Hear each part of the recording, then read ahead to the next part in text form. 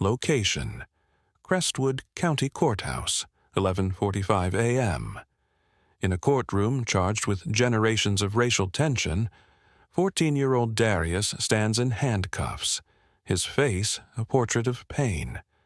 What begins as a simple accusation of harassment quickly snowballs into a national outrage when a white teen kills Darius's best friend under the guise of defending honor. Inspired by the legacy of Emmett Till, this modern courtroom drama forces a nation to ask, what has really changed? And why does the system still punish black boys for simply existing? Stay to the end, because the final verdict will leave you speechless. The Crestwood County Courthouse stands tall in the center of town, all stone and silence, its columns reaching toward a sky heavy with clouds. The building looks more like a monument to history than a place for truth. Thick walls hold in decades of decisions, many of which still echo in the lives of those who never had a fair chance. Inside its walls, under the glare of chandeliers that have long lost their shine, the courtroom breathes tension. The air is stale, touched with old wood and older fear. At the center of it all sits Darius.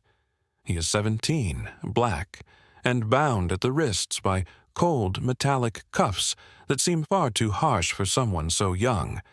He sits motionless, his eyes shut tight as if squeezing them closed might make the room disappear. His chest rises and falls slowly, but his face is unreadable. He says nothing, but his silence speaks volumes. Across from him, the prosecutor shifts in his seat. His suit is crisp, his expression confident, almost theatrical. He delivers each argument with practiced ease, raising his voice just enough at the right moments. He knows his audience. He knows how this room tends to lean. Every sentence he utters carries the weight of a system more invested in punishment than truth. Behind the bench, the judge watches. His face is still, his mouth set in a line that does not move. The robe he wears is spotless, but his posture is tired. He listens, but his silence feels familiar, like the silence of someone who has already decided. His neutrality does not feel like justice. It feels like distance. Darius's public defender leans over, trying to find the boy behind the silence. In that small space between them, Darius whispers, "They are punishing me for breathing." The words are barely audible, but they carry the full weight of the moment. They are not dramatic. They are not loud. They are true. In the gallery, the rows are full. One side holds the family of the white store owner, dressed in dark colors, faces drawn tight with pain and anger. Their eyes do not stray from Darius.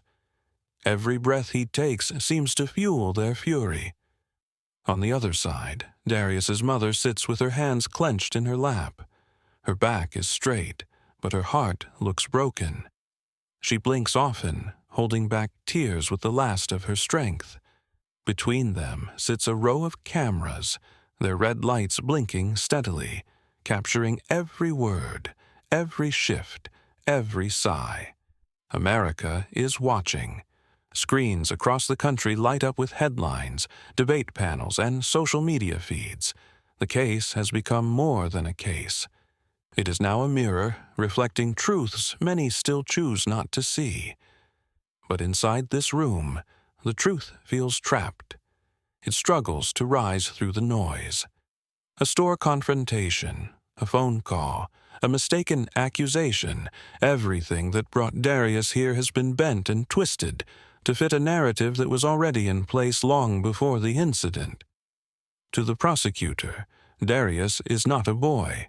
He is a symbol. To the cameras, he is a headline. But to his mother, he is still the child she raised, now facing the weight of a world that often sees his existence as a threat. No one in the courtroom moves as the final statements begin. The words hang in the air, one after another, building a case that feels more like performance than pursuit of truth. and Darius, still silent, listens as the system decides who he is allowed to be. Justice is not only about evidence, it is about stories, and some stories are told louder than others. Darius's voice has been buried under assumptions, fear, and a history much older than him, but his presence in that chair, silent and strong, tells its own story. Where are you watching from? What do you think of courtroom justice today? Drop your thoughts and let the conversation begin. Darius Williams is 14 years old, a boy full of quiet ambition and soft edges.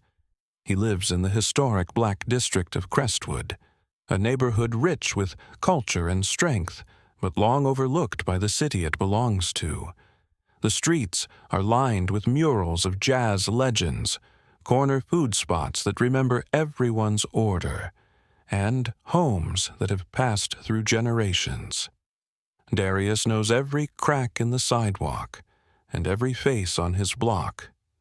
He is an honor roll student, the kind of kid teachers mention with a smile at parent-teacher conferences. His notebooks are neatly organized, and his favorite subject is art. He sketches sneakers during free periods, filling the margins of his schoolwork with designs that blend color and shape with surprising sophistication. He talks about becoming a designer one day, maybe working for Nike or even starting his own line. When he is not at school, Darius spends time helping at the local barber shop. He sweeps hair, keeps the chairs clean, and sometimes runs errands for the barbers. They treat him like family, slipping him advice between customers. The barber shop is more than a job for Darius. It is a place where he feels seen, where people greet him by name and ask about his drawings. He lives with his mother and little sister in a modest apartment above a bakery. His mother works 2 jobs, one at a diner in the mornings and another cleaning offices at night. She rarely sits, but when she does, she pulls Darius close and reminds him of what matters. "You're gonna be someone, baby," she always says, brushing the curls from his forehead. Those words live in Darius's chest, right beside his sketchbook and his quiet hope. Every morning, Darius walks his little sister to school. He holds her backpack when it gets too heavy, waits with her until the bell rings, and waves from the gate before heading to his own school. He does not see himself as a protector, just a brother doing what needs to be done. But those small moments of care are woven into who he is. On the day everything changed, Darius was on his way home from school. He stopped at the corner store for a pack of gum, something he did often. He had just a few coins in his pocket and planned to be in and out. Inside the store, the air was cool, the shelves stocked with everything from soda to cereal. He moved quietly, mindful not to linger too long. As he turned the corner of an aisle, he brushed shoulders with a girl around his age. She was white, wearing a school uniform, her backpack swinging off one arm. It was a moment so brief it barely registered. Darius mumbled a quick "sorry" and kept walking. He did not think twice about it. The girl was Rachel, the daughter of the store owner. Later that evening, she told her older brother that Darius made her uncomfortable. She said he had looked at her too long. She said his presence unsettled her. There was no accusation of words or actions, only discomfort. But for some, that was enough. Rachel's brother, already on edge from past thefts and protective of his family, confronted Darius the next time he saw him. That confrontation led to a call. The call led to a report. The report led to court. And Darius, a boy who spent his afternoons sketching and sweeping floors, found himself sitting in a courtroom, his wrists bound. It did not matter that he had no record. It did not matter that his teachers vouched for his character. It did not matter that he apologized, even when no harm had been done. The weight of perception fell heavier than the facts. His identity became his accusation. Ever felt like your identity made you a target? Ever been seen as something you are not simply because of how you look or where you are from? Share your experience below. Let the truth be heard. That evening, the sky over Crestwood Park was streaked with fading gold as kids wrapped up their last games of the day. The basketball court, worn but familiar, buzzed with laughter, bouncing balls and music leaking from someone's speaker. Darius and his best friend Malik were there, like they always were, running drills, cracking jokes, and sweating through the last of the daylight. It was their spot, their peace, the place where they could forget everything outside the paint lines. The two had left the corner store just an hour earlier, still confused about the tension that followed them out. Darius had told Malik about the strange moment with Rachel, unsure if it meant anything at all. They agreed it was probably nothing. Neither of them could have guessed that those few seconds in a store aisle would lead to blood on a basketball court. As the game wound down, a figure appeared at the edge of the court. Brent, Rachel's older brother, stood stiff and silent. He was older than them by at least 10 years, broad-shouldered and known for having a temper. His eyes locked onto Darius with a kind of fury that made the air feel sharp. No words were exchanged. No warning was given. Then, without hesitation, Brent pulled a gun and fired into the crowd. The shot rang out across the court, cutting through the music, the shouting, the thud of sneakers. Players scattered in panic, screaming and diving for cover. Darius stood frozen in shock as Malik collapsed beside him. One moment they were arguing over a missed layup, and the next, Malik was gasping for air, his blood dark against the concrete. Darius dropped to his knees trying to reach for his friend, but chaos exploded around him. The crowd thinned fast as people ran for safety. Brent stood motionless, gun lowered now, face cold as he waited for sirens to arrive. When the police pulled up minutes later, Brent was calm and ready. He told them he had been threatened. He said Darius and Malik had approached him aggressively, that he feared for his life. He said he shot in self-defense. The officers nodded, taking his statement first. Darius, still kneeling by Malik's side, was handcuffed on the spot. No one asked him for his side of the story. No one checked his pockets or Malik's for weapons, because there were none. The officers did not speak to any of the kids who had witnessed it. They did not ask who had started it. They saw a black boy next to a body and made their choice. Malik's body was left on the court, uncovered for over an hour. His mother arrived before the coroner, before the investigators. Her scream carried across the park like a siren of its own. That night, the local news reported the incident. The story was brief. It showed a flashing image of police tape, a single photo of Darius in a school hoodie, and a bold headline across the screen: "Attempted attack at Crestwood Park prevented." The words painted a false picture. They told a story the city wanted to believe, a story where Brent was the hero, and Darius and Malik were the threat. The report did not mention that Darius had no record. It did not mention Malik's academic awards or the after-school tutoring he helped lead. It did not mention the eyewitnesses, or the fact that Brent had followed the boys across town to a park where children were playing. It did not mention that Malik died before an ambulance even arrived. Truth bent in the hands of assumption. Justice was replaced with spin, and a grieving community was left with more questions than answers. Have you ever witnessed truth be twisted into a lie? Have you ever seen someone's life rewritten by the words of people in power? Share your story. Let us bring the truth back into the light. The courtroom is cold, not just in temperature but in spirit. The walls, heavy with silence, seem to lean in as if waiting for a verdict they already expect. Darius sits at the defense table, shoulders tense, eyes forward.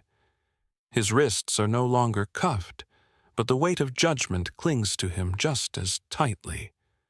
The prosecution begins with authority, painting Darius not as a boy, but as a threat. They describe him as a troubled youth, pointing to a handful of school detentions and a shoplifting charge from when he was 11. It was a single pack of candy, something he had admitted and apologized for. But here it is, being used as evidence of character. The prosecutor leans into words like pattern and aggression, stretching small moments into something they were never meant to be. Darius's lawyer pushes back with calm, careful strength. He brings forward teachers who speak of Darius's discipline and creativity, of how he stays after class to help. He introduces neighbors who have known the family for years, who have watched Darius walk his sister to school every morning without fail. He even brings in classmates of Rachel's, white and black, who say Darius never once made them feel unsafe or disrespected.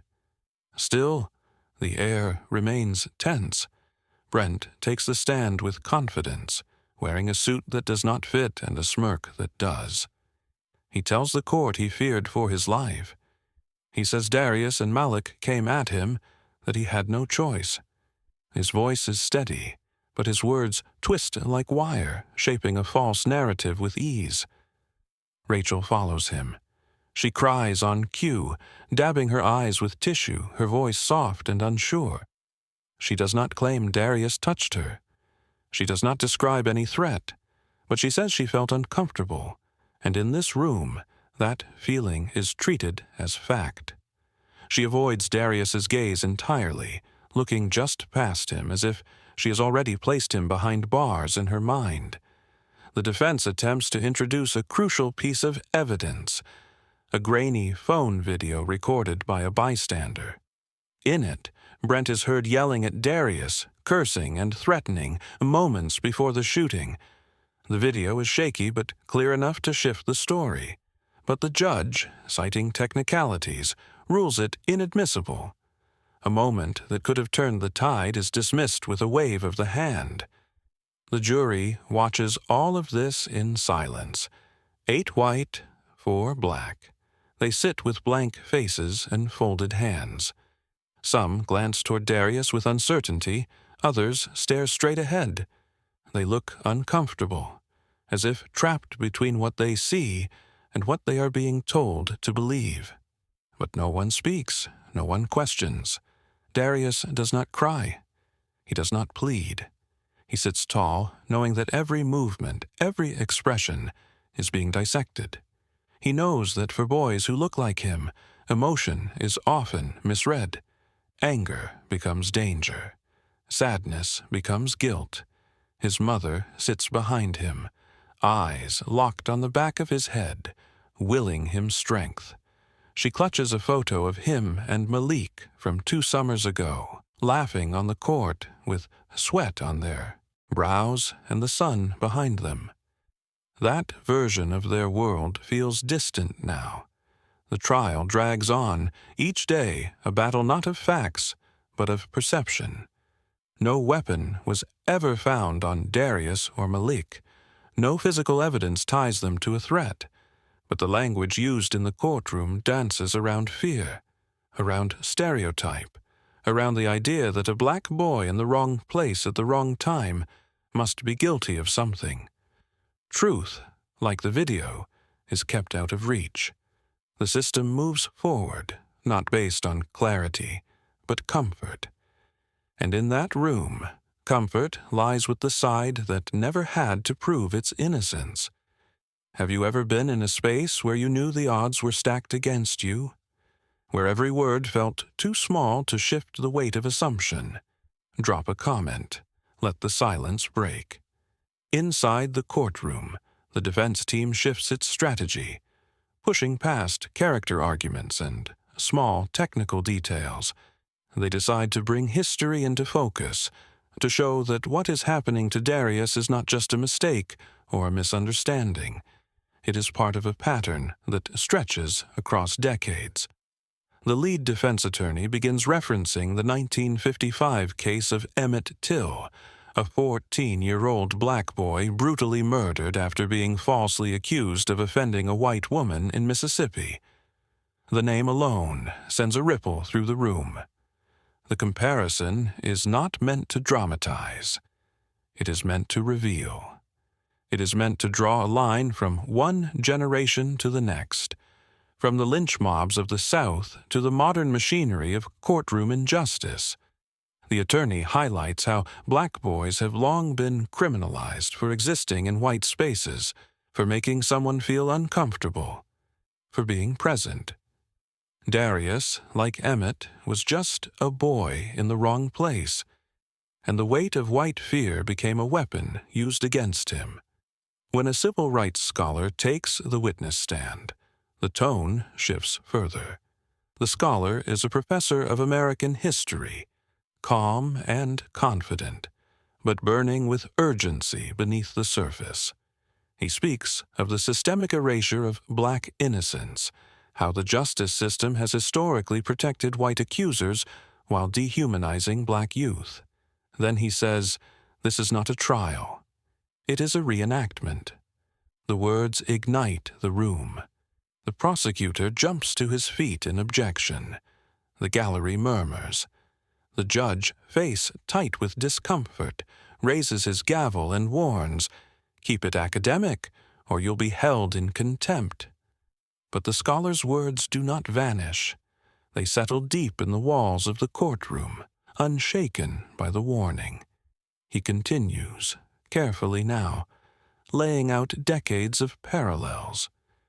From the Scottsboro Boys to the Central Park Five, he names case after case where black boys were villainized without evidence, where white communities rallied around fear, and where the truth was buried beneath the weight of presumption.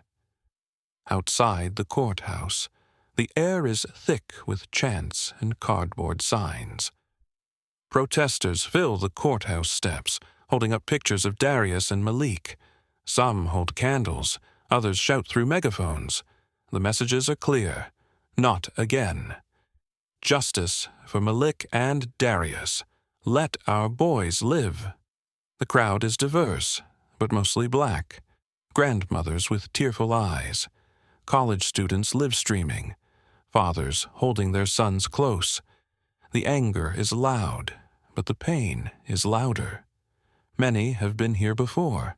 Not at Crestwood Courthouse, but at too many other places where justice had a chance and looked away.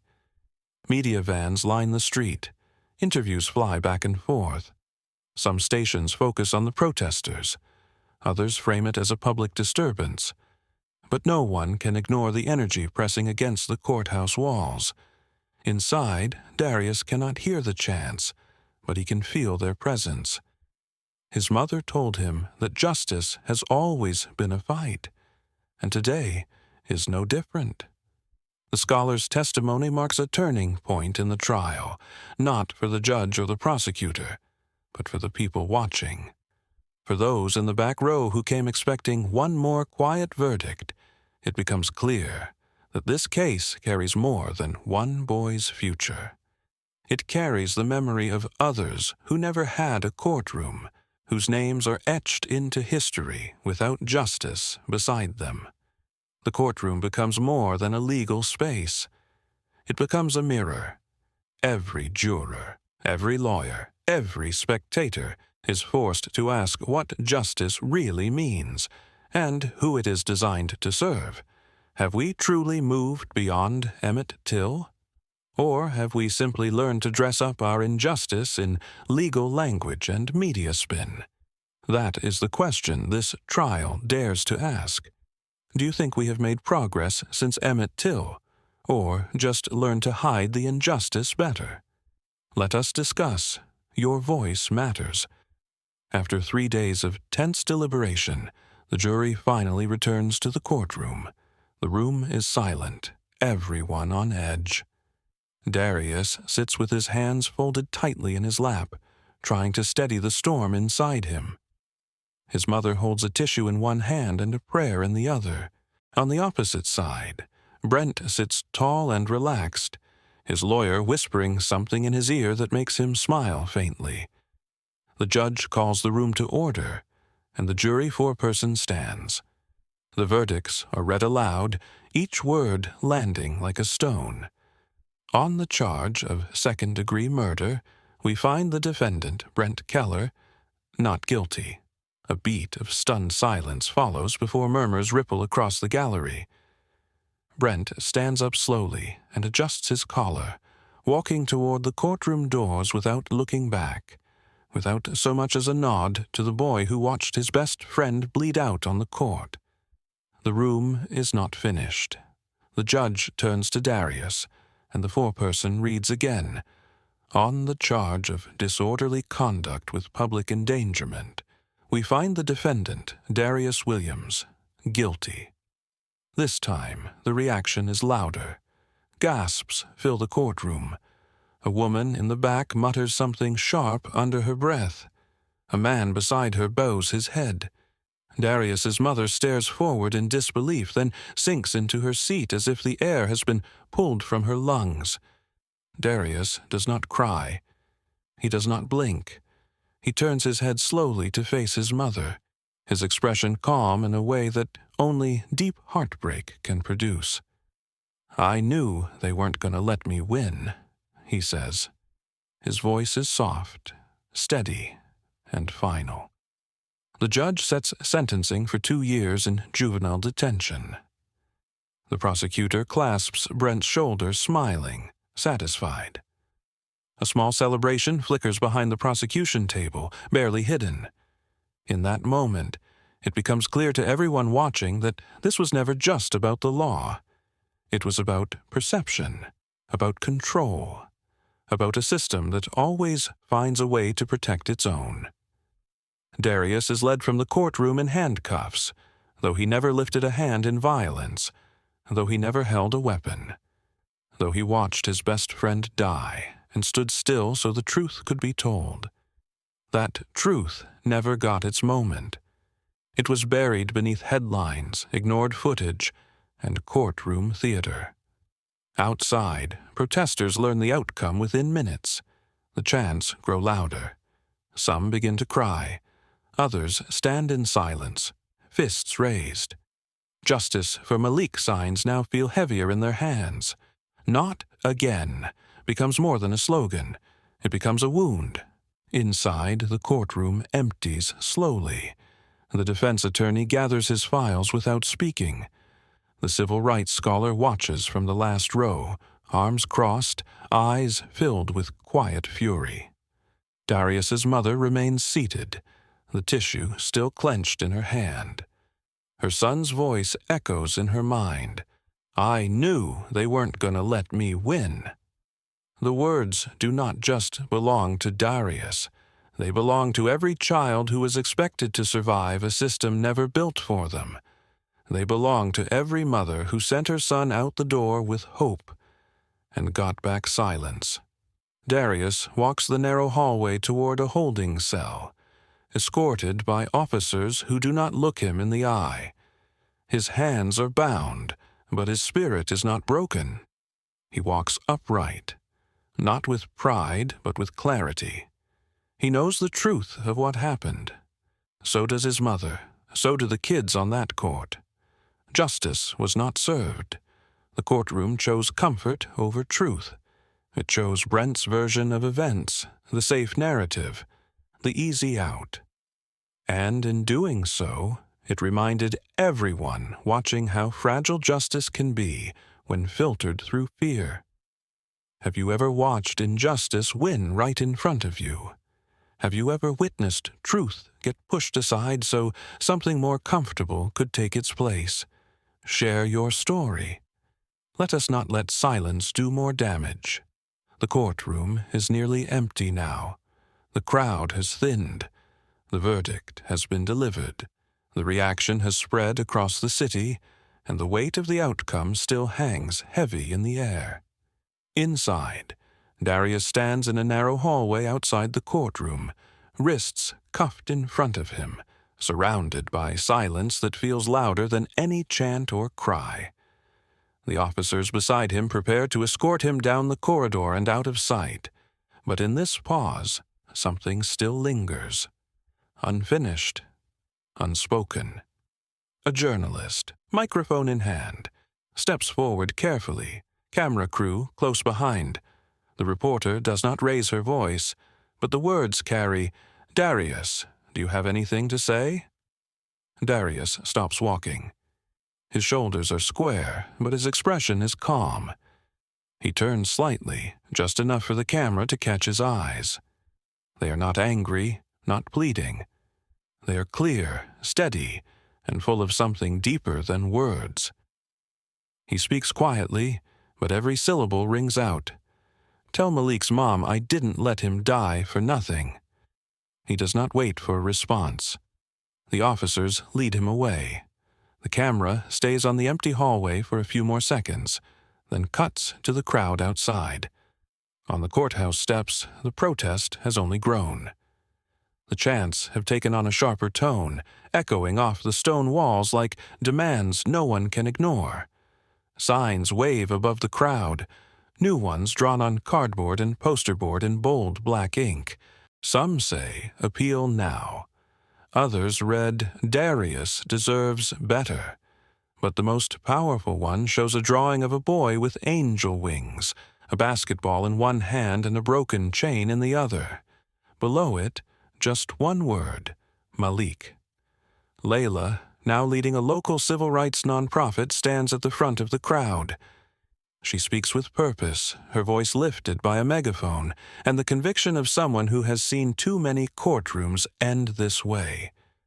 She promises to fight.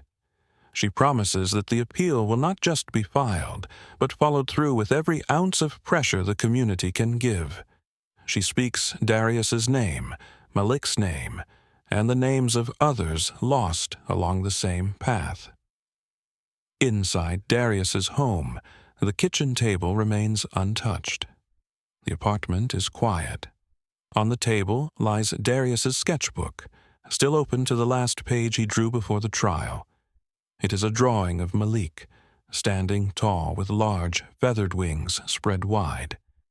The wings are detailed, each feather shaded with care, and behind Malik is a basketball hoop that fades into the clouds.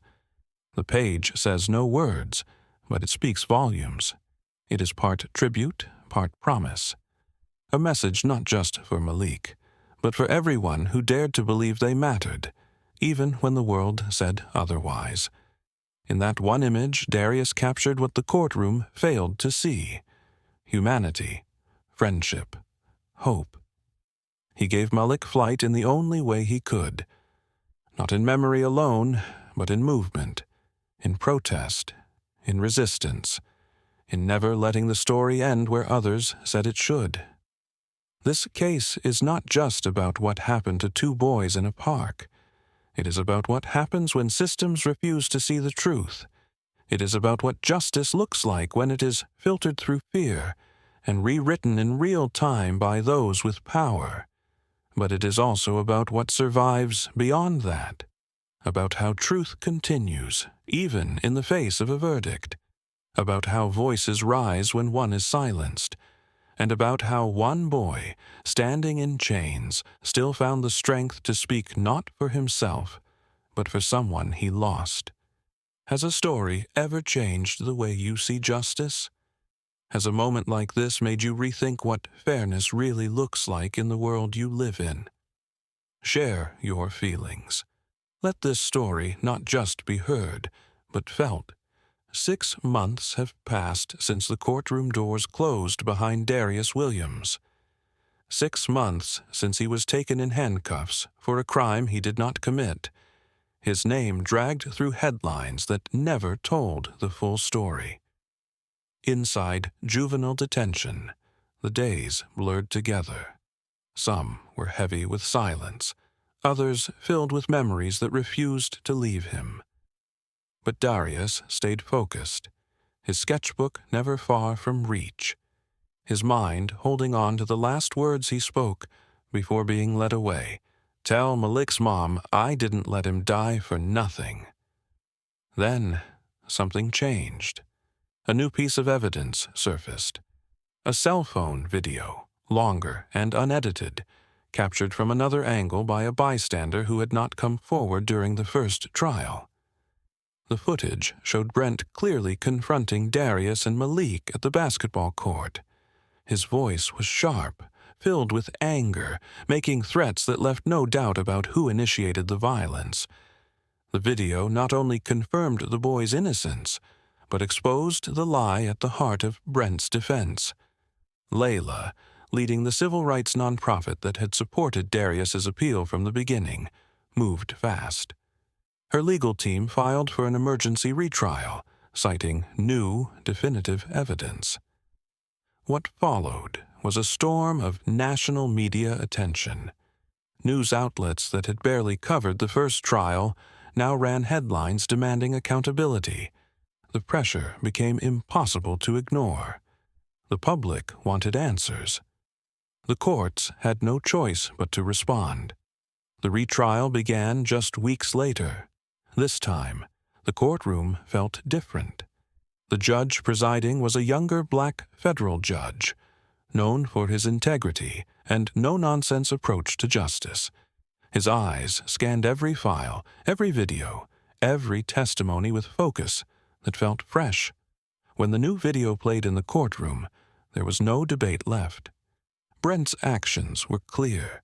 His lies had cost a life, stolen months from an innocent boy, and torn a community apart. The courtroom sat in stunned silence as the prosecution withdrew its case against Darius.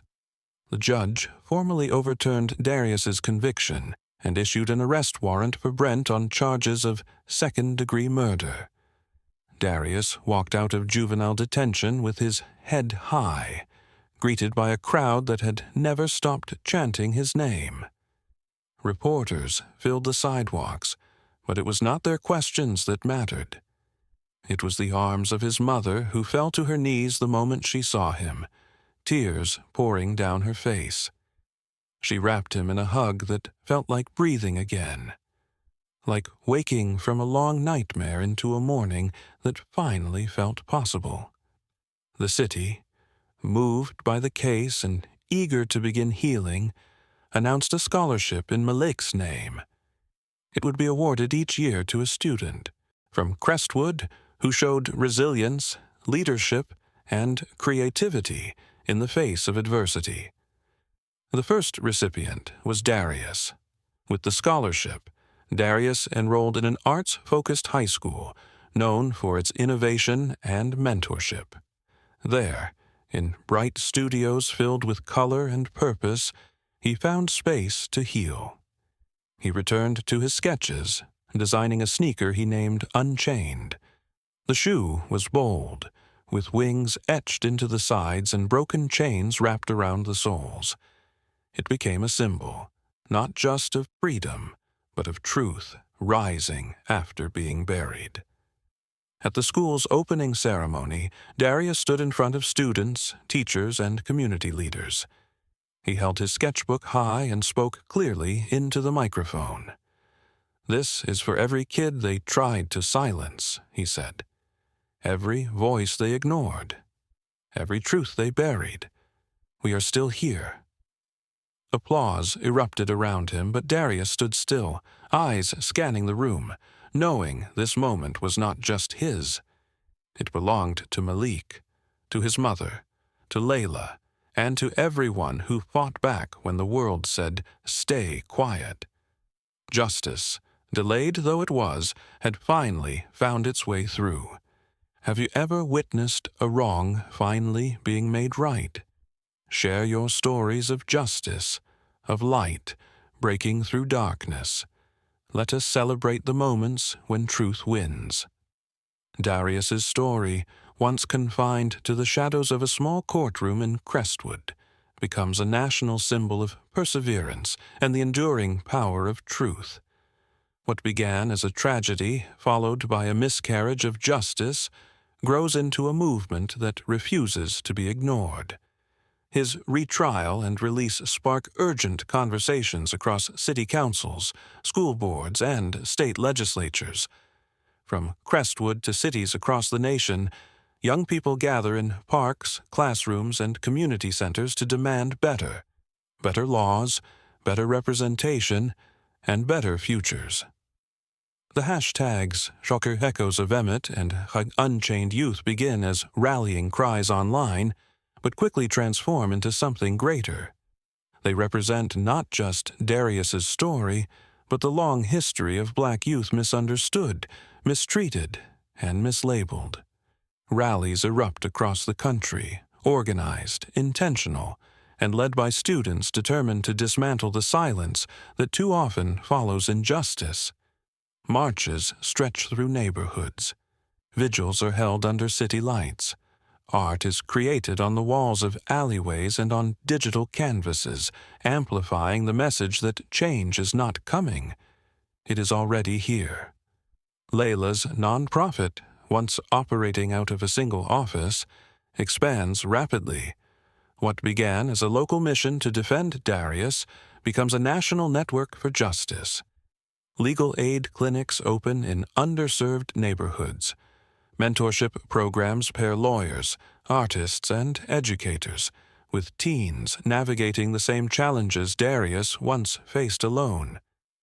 The organization's reach grows daily, its roots held firm by the belief that no child should have to stand against a system without someone standing beside them. As for Darius, he begins the next chapter of his life at an elite design school on a full scholarship. The halls are lined with talent and ambition, but his presence stands out. Not because of his past, but because of the vision he brings. His sneaker design, Unchained, gains national attention. It becomes more than just a fashion statement. It becomes a cultural symbol. The broken chain etched into the sole, the wings on each side, and the name stitched in red. All tell a story of survival and resilience. The shoe sells out in days. It appears in magazines, on runways, and on protest signs alike. Journalists write about his journey. TV hosts invite him to speak. But Darius remains grounded. He never forgets why he started. In his private journal, on a page pressed between sketches and newspaper clippings, he writes a single line.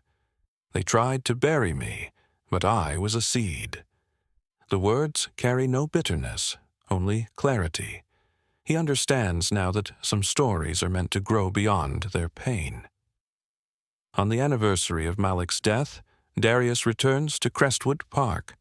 A stage has been set up, the basketball court cleaned and painted fresh. A mural of Malik spans the wall behind the bleachers, his smile wide, his eyes bright, his presence undeniable. Families gather. Students sit on the court floor. Layla stands near the front, tears in her eyes. Darius steps to the microphone. He holds his sketchbook in one hand, the other gripping the edges of the podium.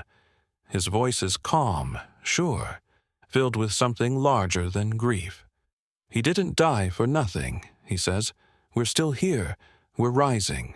The crowd falls silent, not from sorrow, but from awe. Then they rise, one by one, some clapping, some crying, all standing together. This is no longer just about what was lost. It is about what is being built. Darius's life, once defined by injustice, is now a blueprint for what justice can become when truth is not silenced. He is not a symbol of pain. He is a reminder of what it means to push through, to rise, to redefine what comes next. Share this story if you believe black youth deserve justice. Share it if you believe they deserve dignity. Share it if you believe their dreams are worth protecting, nurturing, and celebrating. The future is not waiting, it is here. and it has a name.